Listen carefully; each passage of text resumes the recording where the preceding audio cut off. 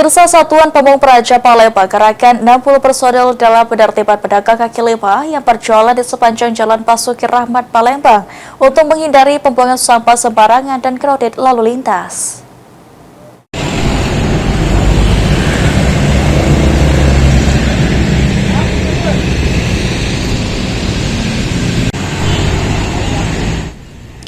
Satuan Polisi Pamung Praja Palembang pada Rabu 1 September 2025 menggerakkan 60 personil dalam penertiban pedagang kaki lima di sepanjang Jalan Basuki Rahmat.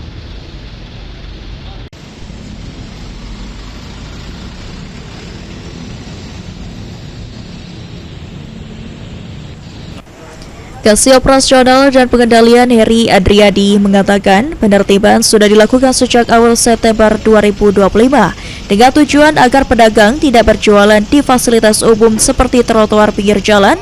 Pedagang diperbolehkan berjualan dengan jarak 8 meter dari jalan. Sebelumnya, pemberitahuan sudah diberikan ke pedagang. Penertiban bertujuan agar tidak terjadi crowded lalu lintas yang berujung kemacetan dan pembuangan sampah sembarangan.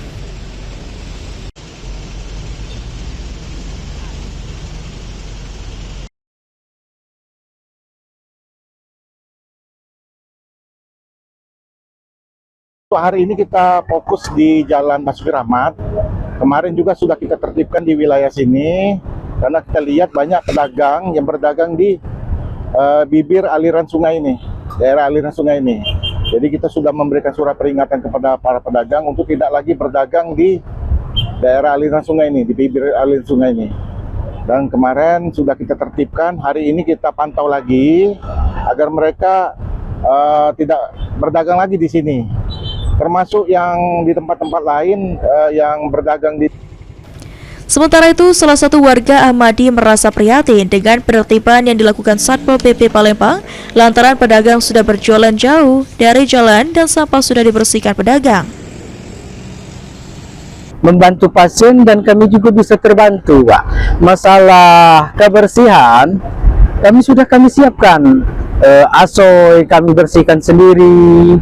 Jadi kalau bisa, Pak, mohon dibantu disampaikan dengan pemerintah kita Palembang, kalau bisa diizinkanlah kami untuk berjualan di sini untuk sekedar mencari nafkah. Muhammad Aidil, PAL TV.